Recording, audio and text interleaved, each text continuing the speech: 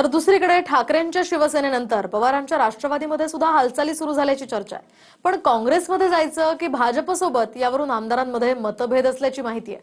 पाहूयात त्यावरचा एक रिपोर्ट। नाही, अनेक जण काँग्रेसमध्ये येण्यासाठी इच्छुक आहेत, त्यांच्याशी हायकमांडशी चर्चा सुरू आहे। महाविकास आघाडीमध्ये असूनही वडेट्टीवारांनी पवारांच्या राष्ट्रवादीच्या आमदारांवरून मोठा दावा केला। अनेक जण इच्छुक आहेत, हायकमांड सोबत चर्चा सुरू असल्याचा दावा वडेट्टीवारांनी केला।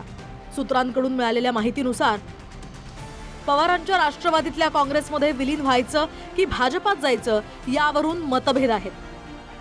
काही दिवसांनी शरद पवारांनीच काँग्रेसला विलीनीकरणाचा प्रस्ताव दिल्याचीही माहिती आहे। आणि मला वाटतं की मोठ्या प्रमाणामध्ये जे सेक्युलर विचाराचे आहेत, फुले शाहू, छत्रपती शिवाजी महाराज, डॉक्टर बाबासाहेब आंबेडकरांच्या विचाराची जी मंडळी आहे ती नक्की काँग्रेसमध्ये येईल आणि त्यांच्याबरोबरचा संवाद हायकमांड बरोबर सुरू झालेला आहे अशी माझी माहिती आहे। हे बघा, आमच्या पक्षात तर त्या बाबतीतली चर्चा कुठेही नाहीये।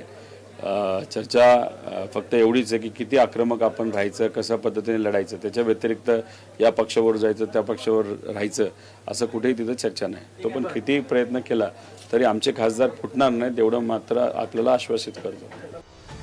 सध्या एकनाथ शिंदेंनी ऑपरेशन टायगर सुरू केलं असून 6 खासदार फोडलेत। त्यानंतर सचिन अहिरांनाही सोबत घेतलं। आता पवारांच्या राष्ट्रवादीत सुद्धा हालचाली सुरू झाल्याची माहिती आहे।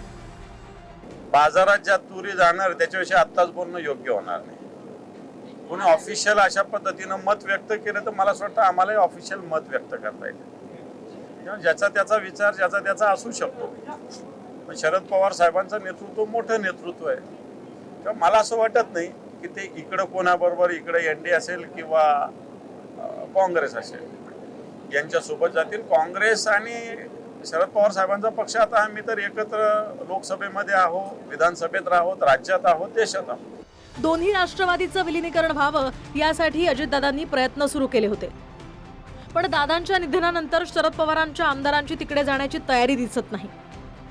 आमचे आमदार कुठेही जाणार नाहीत असा विश्वास रोहित पवार व्यक्त करतात। पण आता काँग्रेस की भाजप यावरून मतभेद असल्याची माहिती आहे। अक्षय मंकनीसह ब्युरो रिपोर्ट, TV9 मराठी।